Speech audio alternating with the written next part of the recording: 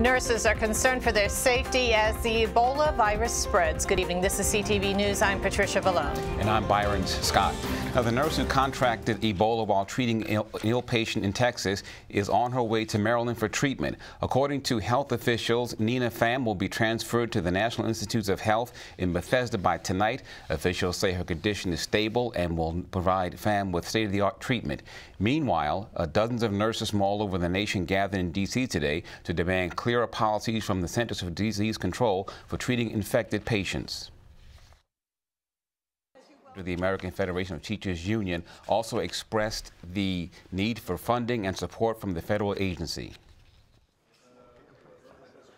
That we need to get on it. We need to really be looking to the CDC. Hopefully we will be getting a Surgeon General, that we need to look within our hospital and our community resources, but we also need to be looking at the national level to set the role model. They cannot be top-down policies. They must be policies that are devised and developed with frontline workers. If there's a union, fine, work with the union, but in most cases there won't be. So they have to involve the frontline housekeeping staff, the frontline nurses, the frontline admitting clerks even, in developing the policies.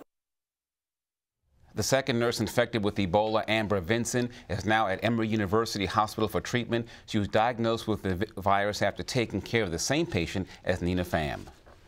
Two Silicon Valley companies announced they will pay for female employees to freeze their eggs. This stirred up quite a controversy online, but what does the process actually entail? CTV's Noor Tagore has the story. Earlier this week, Apple and Facebook made an announcement hoping to attract female employees.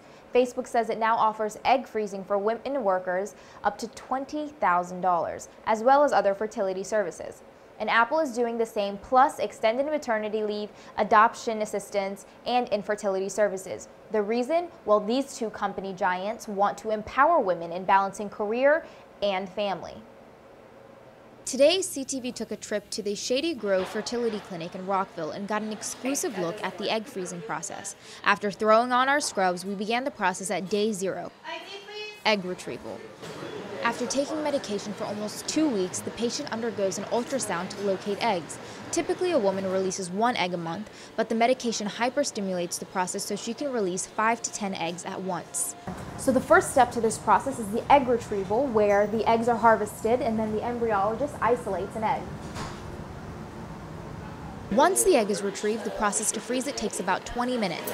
Next is the vitrification process, which is a rapid cooling of the egg to prevent ice crystals from forming by plunging it into the liquid nitrogen. Since the egg is surrounded by water, this process dehydrates it. So once the process is over, the eggs are stored in this tank under liquid nitrogen, where the eggs are staying frozen until you need them. Originally, egg freezing was used for cancer patients who wanted the option to get pregnant since chemotherapy damages a female's eggs. But now, a new group of women who are not currently having infertility problems are considering egg freezing. So we are seeing a new group of patients. We're seeing women who are not ready to have children, who recognize that the technology is now available for them to freeze their eggs and preserve their fertility to a significant degree. I've got 2 daughters, 21 and 24, so a little young for egg freezing. But I've even begun this conversation knowing what I know with them and saying if by your early 30s you're not ready to have children, this is a great way to keep your options open. It, more than anything, offers women not only the opportunity to have children at a point that is the right time for them, but if nothing else, also offers them the peace of mind to make sure that they will have that opportunity in the future if they so desire. This technology is still fairly new and research is still being done, but for now, this seems to be an option for many families. For CTV News, I'm Noor Tagore. And we want to know what you think about companies offering egg freezing services. You can tweet us your thoughts at PGCTV. Well, anyone who has filled out an application for a job has seen the box asking if you've ever been convicted of a crime. For those who check yes, that's usually the end of the road. Well, the Prince George's County Council Committee is looking at 2 bills that seek to help nonviolent ex-offenders get a second chance when it comes to employment. One would prohibit certain employers from conducting criminal background checks of job applicants early in the hiring process. The second would establish a re-entry preferred hiring program within the county government and a fund that would be used for salaries.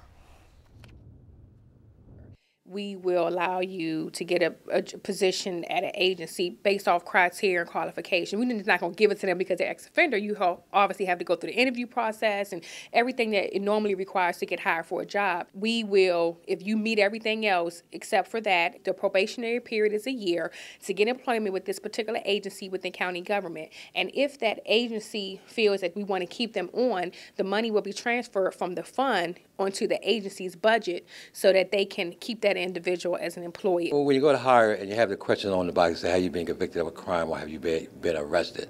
You automatically are eliminated from the pools of employer, and it's a form of discrimination. I like the idea of banning the box. I think giving people an opportunity to get their foot in the door makes a whole lot of sense. The question becomes, how do you then regulate the decision, and should government get involved in sort of the employment decision and regulating that? And I don't really think we're equipped to do that. Several states have enacted similar policies known as ban-the-box laws, a reference to the use of a checkbox on applications indicating whether or not an applicant has a criminal history. And one person is dead, another injured in a multi-vehicle crash this morning in Clinton. Police say the accident happened just after 8 on southbound Route 5 at Surratt's Road.